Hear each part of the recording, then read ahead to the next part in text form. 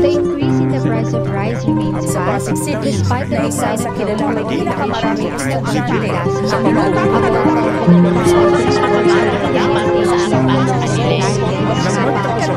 sa high school, hindi na siya nakapagit sa kolehiyo dahil din sa kahirapan.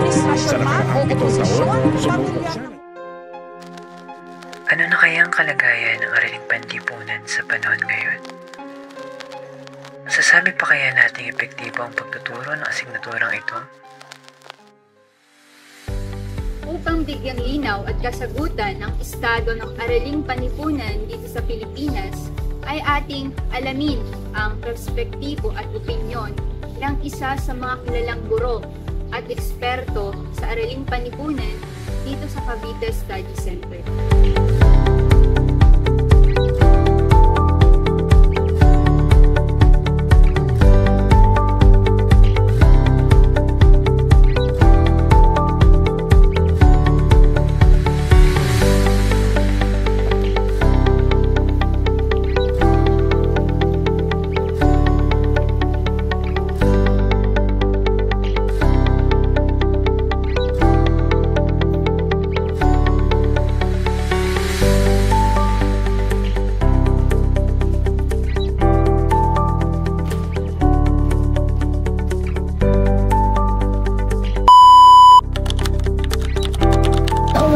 Sir, magsisimula po tayo sa unang katanungan po namin.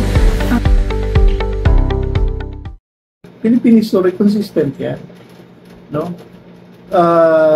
Tapos dapat may dedicated talaga na subject. At the same time, integrated ang issues, Philippine issues, social science yan sa iba't ibang subjects. Ano ba, English man yan, ang pinag-uusapan tungkol sa Philippines. Kasi ang problema kasi masyado tayong nasa dreamland. No? Unang-una, hindi naiintindihan ng lalo mga kabataan mga issue sa lipunan.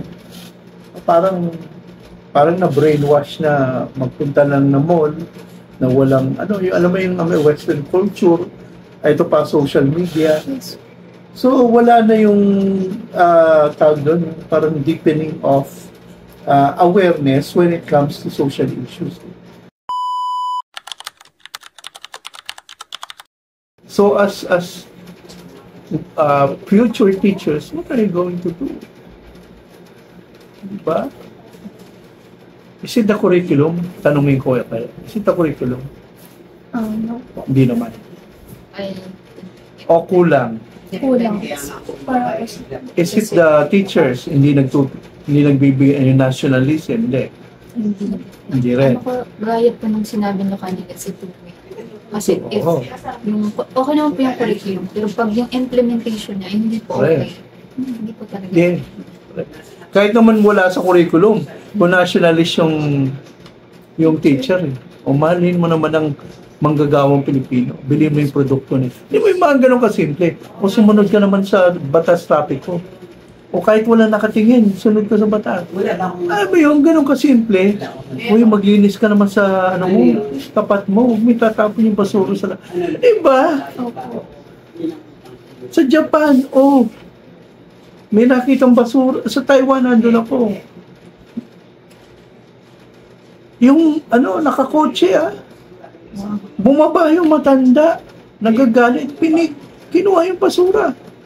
Basura daw sa kalye. Tayo ba ganun? Hindi. Kita niyo yung pagmamahal nila kasi alam nila isa lang ang Taiwan. Tayo ganun din, isa lang ang Pilipinas.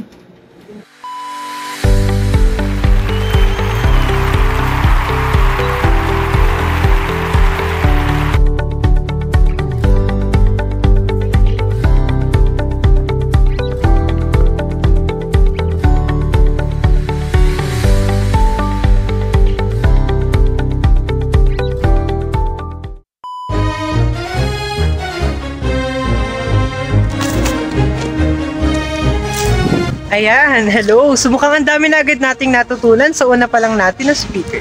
Ngayon naman ay tutungo tayo sa Tansa National Trade School upang alamin ang perspektibo ng ilang mga public school teachers patungkol sa kung ano na nga ba ang kalagayan ng Araling Panlipunan sa panahon ngayon.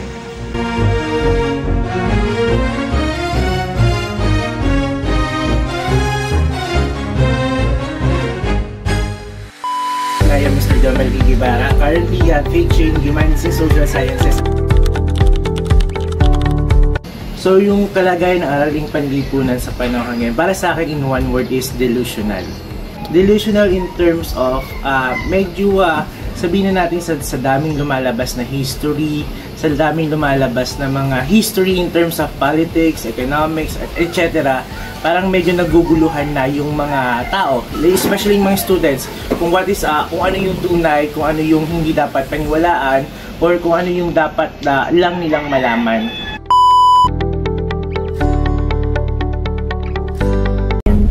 Araling panlipunan sa one word, naghihikahos, malala, kinakailangan ng malaking pagbabago.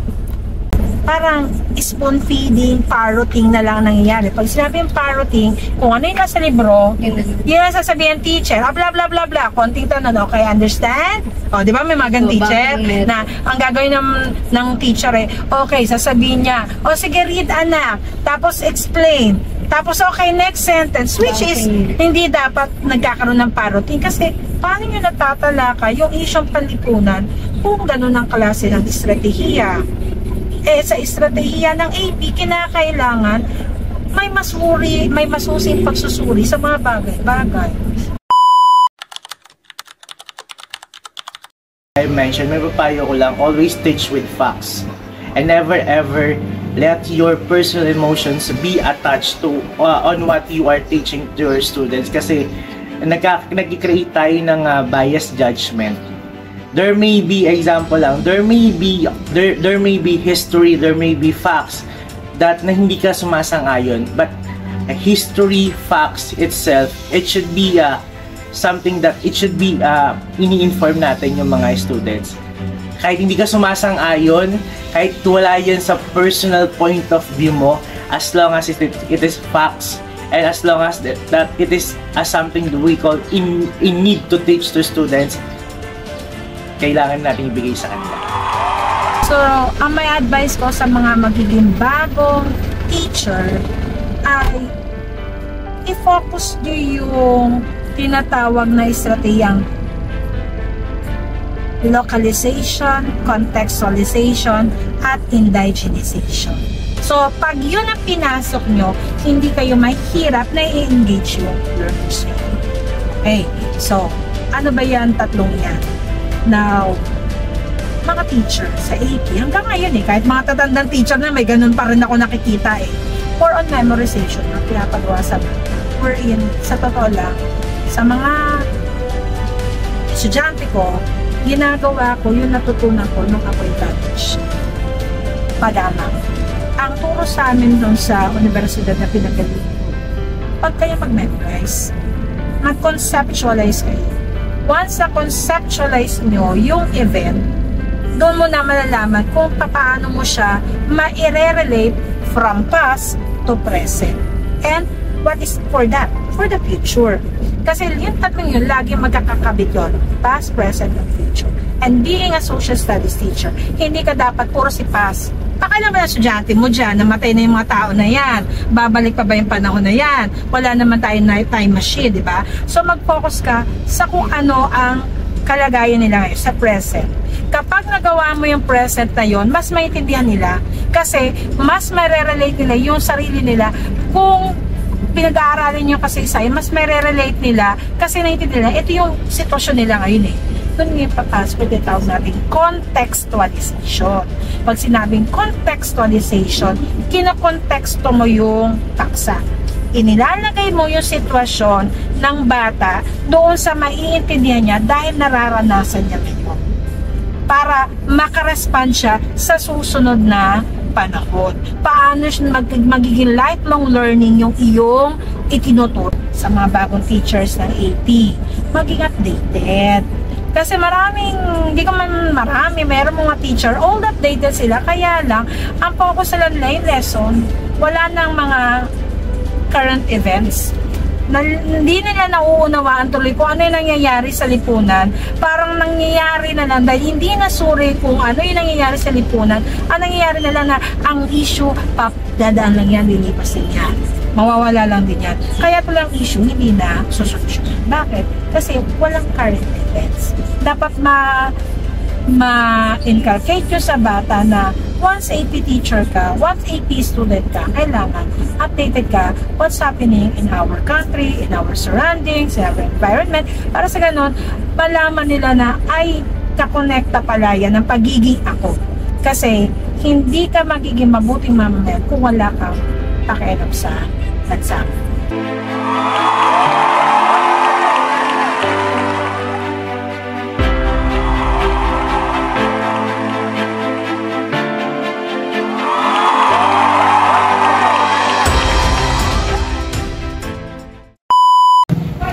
Para sa susunod na henerasyon, Maging instrumento, maging aktibo, Maging bayani.